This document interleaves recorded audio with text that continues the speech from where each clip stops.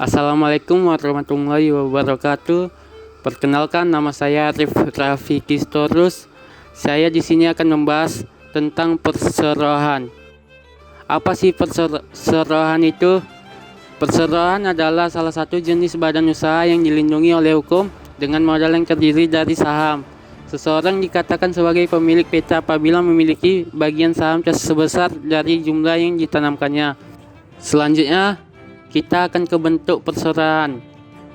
Bentuk perseroan terbagi atas dua jenis, yaitu TBK dan LTD.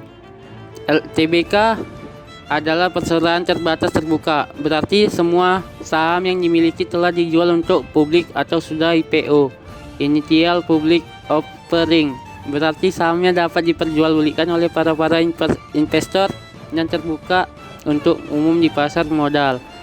Karena untuk mendapatkan status IPO terbilang sulit, perusahaan jenis ini lebih memiliki nilai plus karena lebih dipercaya sebagai sebuah perusahaan, serta memiliki akses yang lebih mudah dalam urusan kredit untuk modal usaha. Yang kedua, LTD. LTD itu perseroan terbatas.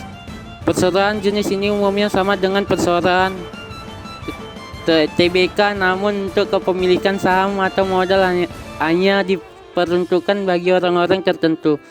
Selanjutnya kita ke karakteristik perseroan.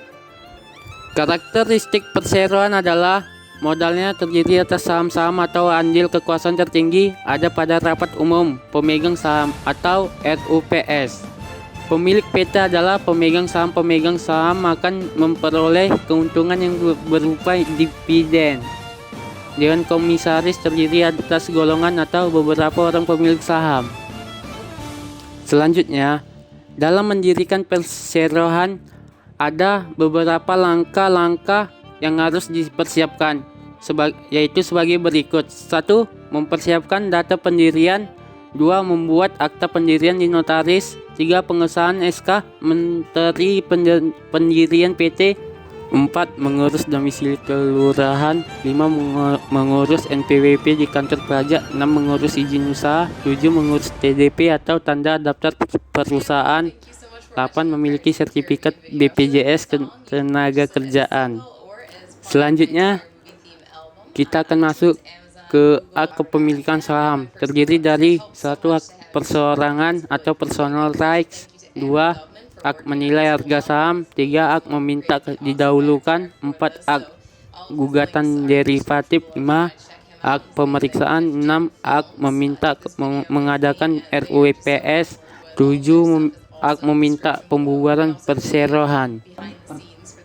Selanjutnya kita akan ke pertimbangan penerbitan saham, yaitu 1. Modal dasar. Jumlah saham perseroan yang merupakan modal dasar untuk dijual tertera dalam akta pendirian. Jumlah modal dasar ditetapkan berdasarkan kebutuhan modal, baik pada saat perseroan berdiri maupun untuk masa datang. Yang kedua, penerbitan saham. Perseroan terbatas dapat menerbitkan saham biasa secara langsung kepada investor, atau dapat pula menerbitkan saham secara tidak langsung melalui sebuah perusahaan perbankan investasi yang secara khusus menawarkan sekuritas untuk menarik perhatian investor. 3. Nilai pasar saham. Saham yang dimiliki oleh perusahaan terbuka diperdagangkan di bursa yang terorganisasi. Harga per lembar saham diperoleh melalui interaksi antara penjual dan pembeli. Dan yang terakhir, saham dengan nilai nominal dan saham tanpa nilai nominal. Saham dengan nilai nominal adalah saham yang telah ditetapkan nilai per lembar sahamnya pada akta pendirian perusahaan. Beberapa tahun yang lalu nilai nominal digunakan untuk menentukan modal dasar atau modal legal per saham yang harus ditahan perusahaan sebagai pelindung bagi kreditor perusahaan. Dan yang terakhir kita akan membahas modal perseroan terbatas. Modal ini terbagi atas 2, yaitu 1. Modal disetor. Modal disetor atau disebut paid in capital adalah total jumlah kas atau aset lain yang diterima oleh perseroan terbatas yang berasal dari pemegang saham dengan mempertukarkan saham perusahaan. Sebagaimana telah disebutkan di atas, pada saat perusahaan hanya memiliki satu jenis saham, maka akan disebut sebagai saham biasa. Yang kedua, saldo laba.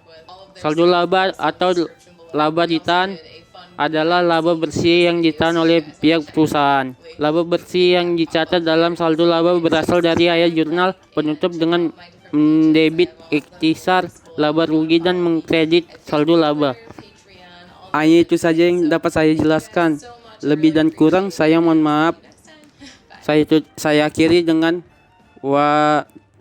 wassalamualaikum warahmatullahi wabarakatuh.